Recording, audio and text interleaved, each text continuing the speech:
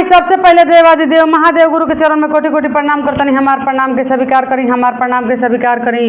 माँ भगवती के चरण में कोटि कोटि प्रणाम करतनी। हमार प्रणाम के स्वीकार करी, हमार प्रणाम के स्वीकार करी। धरती पर बैठल धरती माता के चरण में कोटि कोटि प्रणाम करतनी। हमार प्रणाम के स्वीकार करी, हमार प्रणाम के स्वीकार करी।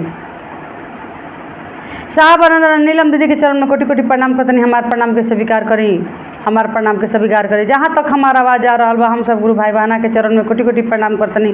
हमार प्रणाम के स्वीकार करी। यूट्यूब के माध्यम से जितना गुरु भाई बहन हमारे चैनल के देखता सब कोई के प्रणाम करतनी। हमार प्रणाम के स्वीकार करी। तो आए भैया देखी हम ललिता जी आज बहुत सुंदर रो सभे के बीच में एगो शिव चर्चा कथा लेके आयल बनी।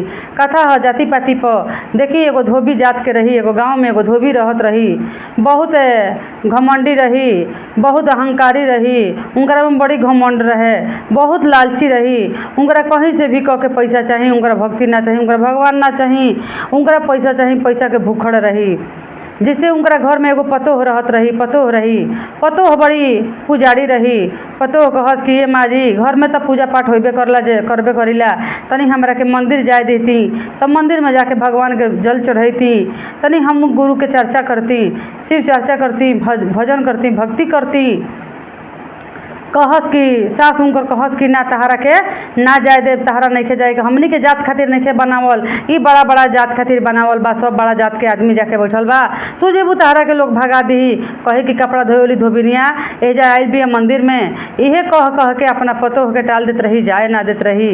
ए गुरु बहना काम करवावे के पाछा उनकरा के जाए ना देत रही। वो बेचारी मन ही मन अपना शिव के गुरु बना ले रही, घर ही में चर्चा करस, दया मांगस, नमन करत रही। तब जौन धोबे फीचे के काम रहत रही करत रही। कहस कि हमने के काम होखला छुटका धोवे के, हमने के काम होखला अच्छा जबुन करे के, तो तू जेबू तो तहारा के लोग ठेके ना दी, बैठे ना दी, तहारा खराब लगी, तू मत जा, घर के काम करो, काम से फुर्सत नहीं खे। इहे बात कहत रही है गुरु बहना।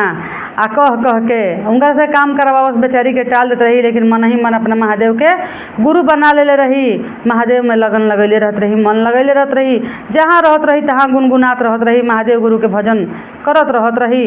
असही करते करते कुछ समय निकल गइल। कुछ दिन के बाद कहत रही अपना पतोह से कि ए पतोह, ए बहू, चलो नदी के किनारे ओजे हमने के कपड़ा धोवल जाई। धोए के बा बहुत सारा कपड़ा आगुल बा, गांव भर के कपड़ा, जवार भर के कपड़ा आगुल बा, चलो लेके ओजे धोवल जाई। धोए खातिर चल गुल बड़ी सास पतोह नदी के किनारे कपड़ा जब धोवत तड़ी, तो महादेव गुरु एगो साधु के रूप में आइल बनी। कहत तनी उनका सास लागे जाके कि ए बुढ़िया माई, तनी एगो हई हमार शर्ट बड़ुए तनी धो ना द, तनी एगो हमारा कुर्ता धो दे तू तो बड़ा अच्छा रहे, बड़ा गंदा हो गइल बा, बड़ा मैल हो गइल बा, कहाँ ही पहन के जाए। तो कहतरी कि धो दे हम, काहे ना धो दे हम। तो कहलन बाबा, बूढ़ा बाबा कहलन, महादेव गुरु बूढ़ा के भेष में रही, साधु के भेष में, कहतरी कि हमरा लगे बाबू कुछ बाना कि तहरा के दे हम, रुपया पैसा नहीं खे कि तहरा के दे हम। कहतरी सास कि रुपया पैसा नहीं खे तो जाइए जैसे लेके हमरा से कपड़ा ना धोवाई, काहे कि करम हम करतनी कि दू पैसा आई, हम पैसा खातिर ई काम करतनी।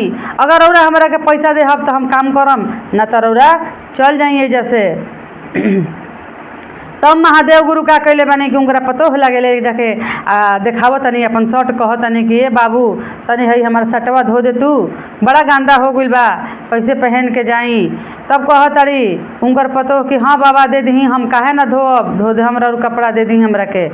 तब कहले बड़े कि हमरा लगे तो रुपया पैसा कुछ नहीं खे बाबू, तारा के हम का दे हम, तू हमरा धोए के तो राजी हो गइलू, लेकिन हमार लगे कुछ बा नहीं खे कि तहरा के हम दे हम।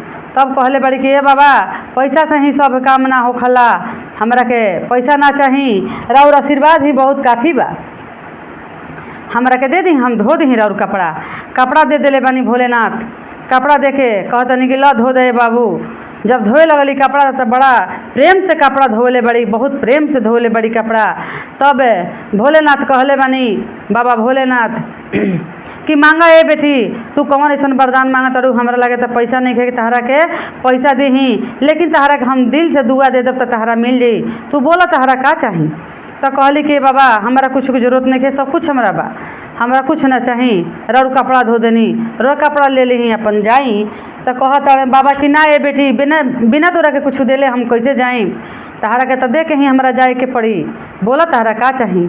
तो कहले बड़ी कि ये बाबा हमरा इतना ज्ञान चाही कि लोग अच्छा कर्म करेला तो ओकरा का दंड मिलेला, मरला के बाद में लोग बुरा का कर्म करेला ओकरा कौन दंड मिलेला, यह हम अपना आँखी से देख लेती, ये से बड़ा किस्मत हमरा कुछ नहीं हो सकत। तब बाबा भोलेनाथ कहतनी कि अच्छा बेटी ठीक बा, तोरा इहे वरदान हम दे देतनी, लेकिन एकरा के तू उपयोग करी ह, अपना लागे ही रखी ह कि दूसरा लागे मत करी ह।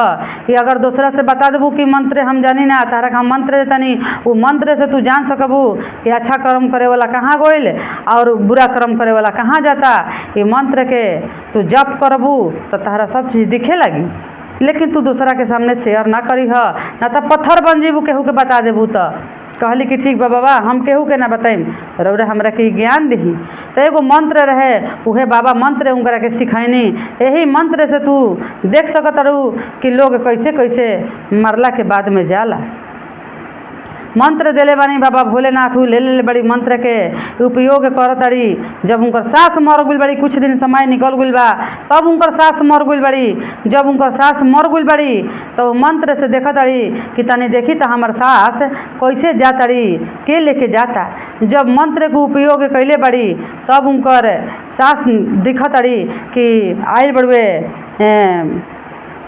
का कहला कांट के विमान आइल बा। जब कांट के विमान आइल बा, वह कांट के विमान पर आ कांटे के रास्ता से लेके इनकरा के जमराज जी सब लेके जातड़न, लोग घसेटत लेके जातड़न, घसेटत लेके जातवन। तब रोवत नहीं खी, तो देखत अड़ी कि अरे हमार सास रही कैसे घसटावत जातड़ी, मार कांटा कुसा इनकरा गड़त हुई, बाप रे बाप बड़ी दिक्कत कष्ट में जातड़ी। आ उनकर पति अछोधार होकर रोवत रहन, बूढ़ी के बेटा धोबिन का अछोधार होकर रोवत रहन, लेकिन पतोह के आँख से आंसू नहीं गिरत। काहे को देखत अड़ी कि हमार सास के कौन गति होखता, कैसे हमार सास जातड़ी, वही में भी भोर भइल बड़ी। आ तब कहतन उनकर पति कि हमार माई मर गइल, हम तड़प तड़प के रोवत नहीं, हमारा औरत हमारा माई खातिर नहीं के रोवत, का हमार माई के कसूर रहे।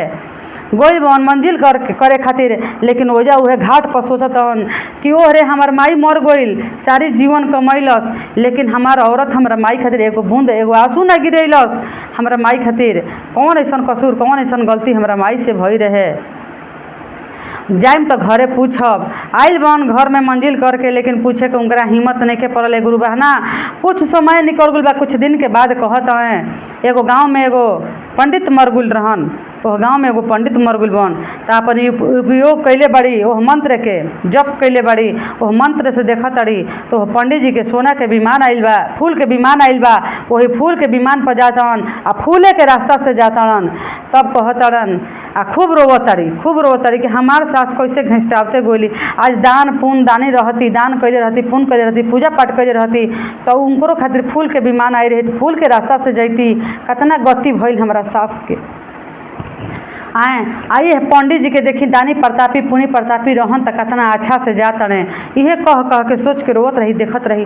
उनकर पति देखलन, कहत उनकर पति की है ब्राह्मण पराया खातिर ई रोवत अड़ी, हमार माई रही, हमारा माई खातिर एको बूंद इनकरा ना गिरल ह, आ एको आंसू ना गिरल हाँ हमार माई खातिर। का बात बा आज हम अपना पत्नी से पूछम। तब कहले बन कि हो हमार माई मर गइली तो तहार एगो बूंद ना गिरल, एगो आंसू ना गिरल, आइए पंडित खातिर तू अपना काहे रोवत रहू, का बात बा तहरा बताही के पड़ी। कहली कि ना हम ऐसे ही रोवत रही कि बेचारा पंडित ब्राह्मण पूजा पाठ करवावत रहन, एक चलते हम रोवत रही। तो कहन कि ना ना ना कुछ और काम, कुछ और बात बा, तू बोला ए पंडित जी खातिर तू काहे रोवत रहू, हमारा माई खातिर तू काहे ना रोली। कहली कि ना ना ना कोई बात नहीं है स्वामी जी, हम ऐसे रो देनी हाँ, रौरा माई खातिर ना रोनी हाँ कि हमरा खरमुड़की ले रहे कि अब तो माई मर गुली, घर परिवार के देखी सारा बोझ हमारा पे आ गइल, एक के चलते आंसू ना गिरल ह। पंडित ब्राह्मण रहन पूजा पाठ करवावत रहन, एक चलते रोवत तनी त ना तहरा बताही के पड़ी। आ तो देखी रो जिद कैले बनी, अगर बता देम तो बड़ी अनर्थ हो जाई। कहतन कि का अनर्थ ऐसन हो जी, हाँ तो ना तहरा बताही के पड़ी, तू बताव। बतैबू तबे तहरा के छोड़ब न त ना छोड़म। तब जाके कहतरी कि अभी मनिहन ना अंत काल में बतैले बड़ी कि देखी घाट पर कपड़ा धोत रही जा नदी के किनारे, ओहिजे हमारा एगो बाबा मिल रही, तहरा माई से कपड़ा धोवनी, तहर माई ना धोली, हम धो देनी। इहे हम एगो वरदान मांगले रही कि हमरा के एगो मंत्र दी जौना मंत्र से देख सकी कि मरला के बाद में का गति होखला, जे अच्छा कर्म करके जाला, जे बुरा कर्म करेला ओकरा साथे का होखला। तो तहर माई काटा के रास्ता गोइली, काटा के विमान पर, आ पंडित जी के देखनी है कि सोना के विमान पर गोइल हन, फूल के विमान पर, तो ई अच्छा कर्म कैले रहन। तो कहत रहे कि इतना तू सत्यवादी भइल बड़ू कि तू जाना तड़ू। तो देखी स्वामी जी अब हम पत्थर होखे वाला बानी। तो कहत रहे कि इतना सत्यवादी भइल बड़ू जब तक से उनकर शरीर पूरा पत्थर हो गइल। ए गुरु भाई बहना, ऐसे केहू विश्वास करे के चाही, भक्ति करे के चाही, दान पुण्य करे के चाही। इतने कह के अपना कथा के समाप्त करतनी। महादेव गुरु के चरण में विराम देतनी।